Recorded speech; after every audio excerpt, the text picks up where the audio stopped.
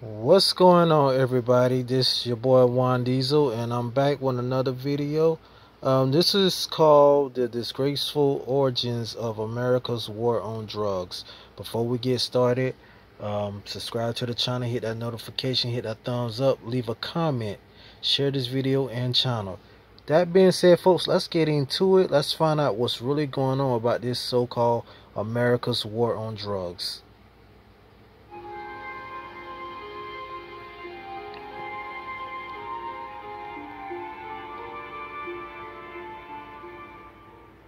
America's public enemy number one in the United States is drug abuse. In order to fight and defeat this enemy, it is necessary to wage a new all-out offensive. This will be a worldwide offensive. Fundamentally, it is essential for the American people to be alerted to this danger, to recognize that it is a danger that will not pass with the passing of the war in Vietnam, which has brought to our attention the fact that a number of young Americans have become addicts as they serve abroad. This offensive deals with the problem there, but will then go on to deal with the problem throughout America.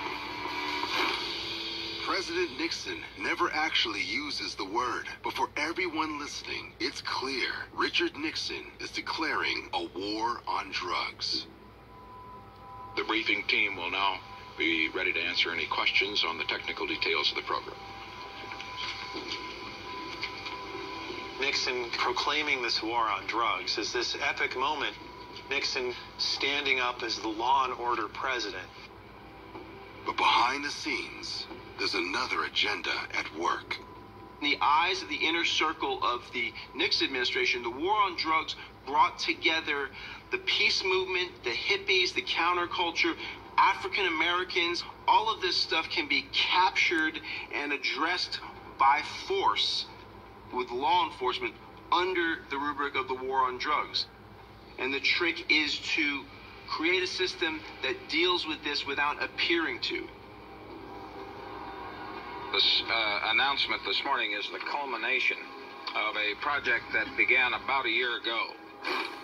It'll be decades before one of Nixon's top advisors will allegedly admit to a magazine writer this deception behind the origin of the war on drugs. The Nixon campaign had two enemies, the anti-war left and black people. We knew we couldn't make it illegal to be either against the war or black, but by getting the public to associate the hippies with marijuana and the blacks with heroin, and then criminalizing both heavily, we could disrupt those communities. We could arrest their leaders, raid their homes, break up their meetings, and vilify them night after night on the evening news. Did we know we were lying about the drugs? Of course we did. We got a problem with the blacks. We got a problem with the hippies. What are we going to do? We're going to declare a war on drugs. And we criminalize these elements and we broadcast it all over the nightly news. We can put the controls back on our society that seems to be out of control. The power dynamics that forged the war on drugs will now reverberate across 5 decades. Sometimes people say that the war on drugs really wasn't about drugs, and they state that like that's news. It's only news to people who just haven't been paying attention. Of course it wasn't about drugs.